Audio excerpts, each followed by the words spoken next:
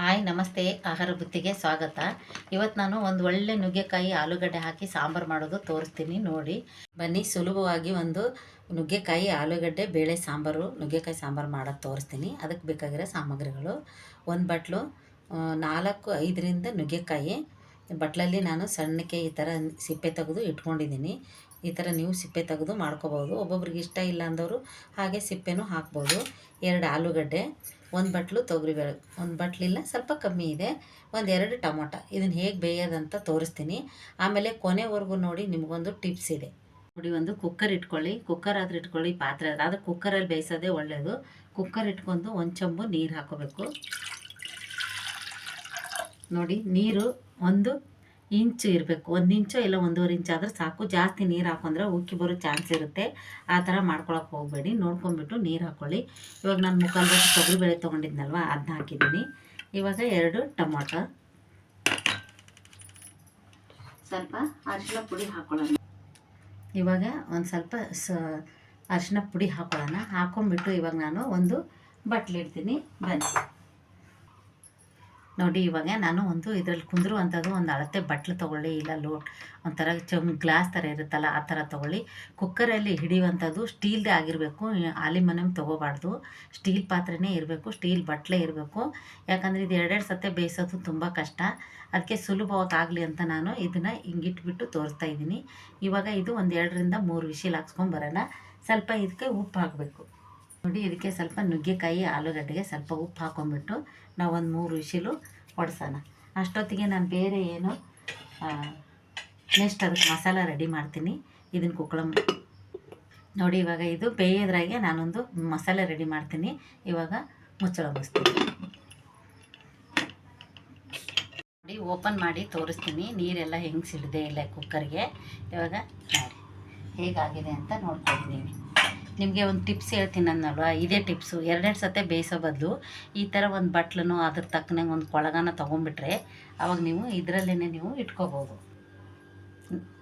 ನೋಡಿ. ಹೇಗೆ ಬೆಂದಿದೆ ಅಂತ ತೋರಿಸ್ತೀನಿ ನೋಡಿ. ಆಲೂಗಡ್ಡೆ ನುಗ್ಗೆಕಾಯಿ ಎಷ್ಟು ಚೆನ್ನಾಗಿ ಬೆಂದಿದೆ ಅಂತ. ಅದಕ್ಕೆ ನಾವು ಬೇರೆ ಯಾಕೆ ಬೇಯಿಸ್ಕೊಳ್ಳೋದು ಅಂತ ಈ ಥರ ನಾವು ಮಾಡ್ಕೋಬೇಕು. ಇವಾಗ ಬಿಸಿ ಇದೆ, ಈ ಬಿಸಿ ಇರೋದಕ್ಕೆ ನಾನು ಹೀಗೆ ತಗೊಂಡು ತೋರಿಸ್ತೀನಿ ನೋಡಿ. ಇವಾಗ ಇದು ಬೇಳೆ ಟೊಮೊಟೊ ಎಲ್ಲ ಹಾಕ್ಕೊಂಡಿದ್ದೀವಲ್ವ, ಒಂಥರ ಈ ಥರ ಮ್ಯಾಶ್ ಮಾಡ್ಕೋಬೇಕು. ತುಂಬ ನುಣ್ಣಗೂ ಮಾಡ್ಕೋಬೇಡಿ, ಸ್ವಲ್ಪ ನುಣ್ಣಗಾದರೆ ತುಂಬ ಟೇಸ್ಟ್ ಇರಲ್ಲ. ಟೊಮೊಟೊ ಇರುತ್ತಲ್ವ ಅದನ್ನಷ್ಟೇ ಈ ಥರ ಮ್ಯಾಶ್ ಮಾಡ್ಕೊಳ್ಳಿ. ಇವಾಗ ನಾನು ಒಗ್ಗರಣೆ ಹಾಕೋದು ತೋರಿಸ್ತೀನಿ ನೋಡಿ. ಇದು ನಾನು ಈರುಳ್ಳಿ ತೊಗೊಂಡಿದ್ದಿಲ್ಲ, ಇದು ಸಾಂಬಾರು ಈರುಳ್ಳಿ ಅಂತ ಬರುತ್ತೆ ಚಿಕ್ಕ ಚಿಕ್ಕದಾಗೆ.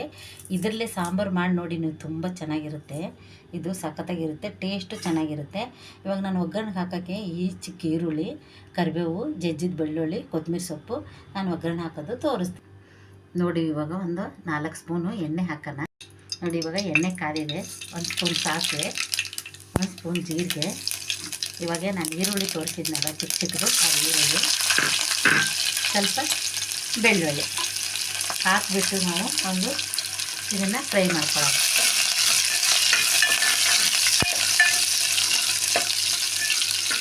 ನೋಡಿ. ಚೆನ್ನಾಗಿ ಇದು ಫ್ರೈ ಆಗಬೇಕು, ಆವಾಗ ಇದು ಟೇಸ್ಟು ಚೆನ್ನಾಗಿರೋದು. ಇವಾಗ ಕರಿಬೇವು ಸೊಪ್ಪು ಹಾಕೊಳ್ಳೋಣ ನೋಡಿ. ಹಿಂಗೆ ಹಾಕ್ಕೋಬೇಕು, ಅರ್ಧ ಸ್ಪೂನು ಹಿಂಗೆ ಹಾಕ್ಕೊತಾ ಇದ್ದೀನಿ. ಹಿಂಗು ಎಣ್ಣೆಲೇ ಹಾಕ್ಕೋಬೇಕು, ತುಂಬ ಟೇಸ್ಟ್ ಕೊಡುತ್ತೆ ಇದು. ಇವಾಗ ನಾವು ಮನೆಯಲ್ಲೇ ಸಾಂಬಾರು ಪೌಡ್ರ್ ಮಾಡ್ಕೊಂಡಿದ್ದೀವಲ್ಲ, ಸಾಂಬಾರು ಪೌಡ್ರು 1-2 ಸ್ಪೂನು. ನಿಮಗೆ ಖಾರ ನೋಡಿಕೊಂಡು ನೀವು ಹಾಕ್ಕೋಬೋದು. ಆಮೇಲೆ ಅರ್ಧ ಸ್ಪೂನು ಧನಿಯಾ ನೋಡಿ, ಚಿಕ್ಕ ಸ್ಪೂನಲ್ಲಿ 1 ಸ್ಪೂನು ಧನಿಯಾ ಹಾಕ್ಕೊಂಬಿಟ್ಟು ನಾವು ಸ್ವಲ್ಪ ಈ ಥರ ಎಣ್ಣೆಲೇ ಫ್ರೈ ಮಾಡ್ಕೋಬೇಕು. ಆಮೇಲೆ ಜೋರು ಉರಿ ಇರಬಾರ್ದು, ಸ್ವಲ್ಪ ಸಣ್ಣ ಇಡಬೇಕು. ಯಾಕಂದರೆ ಇದು ಖಾರ ಸ್ವಲ್ಪ ಕಪ್ಪಗಾಗೋ ಚಾನ್ಸ್ ಇರುತ್ತೆ. ಅದಕ್ಕೆ ಇವಾಗ ಇದಕ್ಕೆ ಬೇಳೆ ಹಾಕ್ಕೊಳ್ಳೋಣ ನೋಡಿ. ಬೇಳೆ ಬೇಯಿಸಿರೋದು ನಾವು ಇವಾಗ ಬೇಳೆ ಹಾಕ್ಕೊಳ್ಳೋಣ.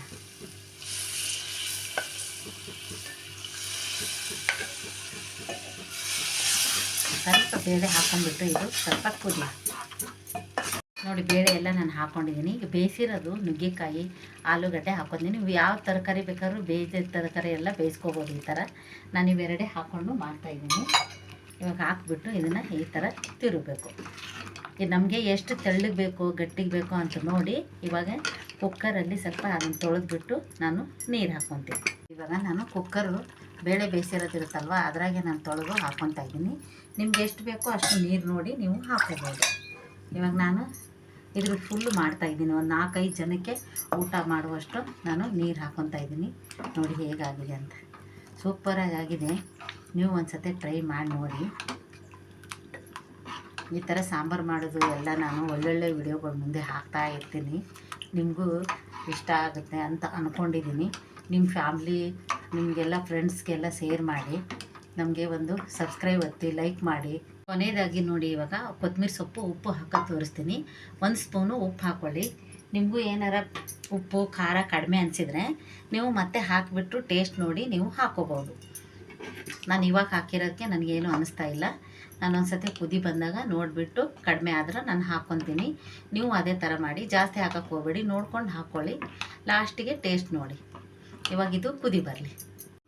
ನೋಡಿ ಹೇಗೆ ಕುದೀತಾ ಇದೆ ಅಂತ. ಇವಾಗ ಲಾಸ್ಟ್ಗೆ ಏನಂದ್ರೆ, ಒಬ್ಬೊಬ್ರಿಗೆ ಹುಳಿ ಕಡಿಮೆ ತಿಂತಾರೆ, ಒಬ್ಬರು ಹುಳಿ ಜಾಸ್ತಿ ತಿಂತಾರೆ. ಅವ್ರು ಬರೀ ಟೊಮಟೊ ಹಾಕ್ಕೊಂಡು ಮಾಡಿ. ನಿಮ್ಗೆ ಹುಳಿ ಜಾಸ್ತಿ ಬೇಕಂದರೆ ಇದಕ್ಕೆ ಹುಣ್ಸೆಹಣ್ಣು ಹುಳಿ ಹಾಕಿದ್ರೇ ಸೂಪರಾಗಿರೋದು. ಇವಾಗ ನಾನು ಸ್ವಲ್ಪ ಹುಣ್ಸೆಹಣ್ಣು, 1 ನಿಂಬೆಹಣ್ಣು ಗಾತ್ರಷ್ಟು ಹುಣ್ಸೆಹಣ್ಣು ಕಲಿಸ್ಬಿಟ್ಟು ನಾನು ಹಾಕ್ತಾಯಿದ್ದೀನಿ. ನೋಡಿ, ಲಾಸ್ಟ್ ಹಾಕಿದರೆ ತುಂಬ ಟೇಸ್ಟಾಗಿರುತ್ತೆ, ತುಂಬ ಚೆನ್ನಾಗಿರುತ್ತೆ. ಈ ಸ್ವಲ್ಪ ನೊರೆ ಕಮ್ಮಿ ಆಗೋವರೆಗೂ ನಾವು ಬೇಯಿಸ್ಬೇಕು, ಅಂದ್ರೇ ಇದು ಚೆನ್ನಾಗಿ ಕುದ್ದೈತಂತ ಅರ್ಥ ಇದೆ. ನೋಡಿ ಹೇಗಾಗಿದೆ ಅಂತ, ಸಖತ್ತಾಗಿರುತ್ತೆ ನುಗ್ಗೆಕಾಯಿ ಸಾಂಬಾರು. ನೀವು ಮಾಡ್ಕೊಂಡು ತಿಂದು ನೋಡಿ. ನಾನು ಇನ್ನೂ ವೆರೈಟಿ ಸಾಂಬಾರುಗಳು ಮಾಡಿ ನಾನು ಹಾಕ್ತಾಯಿರ್ತೀನಿ. ನೀವು ನೋಡಿ ಸಾಂಬಾರುಗಳನ್ನು ಮಾಡ್ಕೊಳ್ಳಿ. ನೋಡಿ ಹೇಗೆ ಕುದೀತಾ ಇದೆ ಅಂತ. ನಾವು ನೊರೆ ಬರೋವರೆಗೂ ಇದನ್ನು ಆಫ್ ಮಾಡಬಾರ್ದು, ಸಣ್ಣ ಉರಿ ಇಟ್ಕೊಂಡು ಬೇಕಾದ್ರೆ ಬೇಯಿಸ್ಕೊಳ್ಳಿ. ರೆಡಿಯಾಗಿದೆ. ಯಾಕಂದ್ರೆ ನಾನು ಟಿಪ್ಸ್ ಹೇಳಿದ್ನಲ್ವ, ಬಟ್ಲಿ ಇಡಬೇಕಂತ, ಅದು ಇಟ್ಟರೆ ನಿಮಗೆ ಈ ಥರ ಒಡೆದೋಗಲ್ಲ. ನುಗ್ಗೆಕಾಯಿ, ಆಲೂಗಡ್ಡೆ ತುಂಬ ಚೆನ್ನಾಗಿರ್ತಾವೆ. ನೀವು ಹಾಗೆ ಬೇಳೆ ಜೊತೆಗೆ ಹಾಕಿ ಬೇಯಿಸಿದ್ರೆ ಎಲ್ಲ ಪೀಸ್ ಆಗುತ್ತೆ. ಸಾಂಬಾರೆಲ್ಲ ಅಷ್ಟು ಚೆನ್ನಾಗಾಗಲ್ಲ. ಇವಾಗ ನೋಡಿ ಎಷ್ಟು ಚೆನ್ನಾಗಿ ಬಂದಿದೆ ಅಂತ. ಇವಾಗ ನಾನು ಇದು ರೆಡಿಯಾಗಿದೆ, ನಾನು ಸರ್ವಿಂಗ್ ಬಾಲ್ಗೆ ಹಾಕಿ ನಾನು ತೋರಿಸ್ತೀನಿ. ನೋಡಿ, ನುಗ್ಗೆಕಾಯಿ ಸಾಂಬಾರು ರೆಡಿಯಾಗಿದೆ. ಈ ನುಗ್ಗೆಕಾಯಿ ಆಲೂಗಡ್ಡೆ ಸಾಂಬಾರು ಇಷ್ಟ ಆದಲ್ಲಿ ಲೈಕ್ ಮಾಡಿ, ಶೇರ್ ಮಾಡಿ, ಸಬ್ಸ್ಕ್ರೈಬ್ ಮಾಡಿ. ನಮಸ್ತೆ.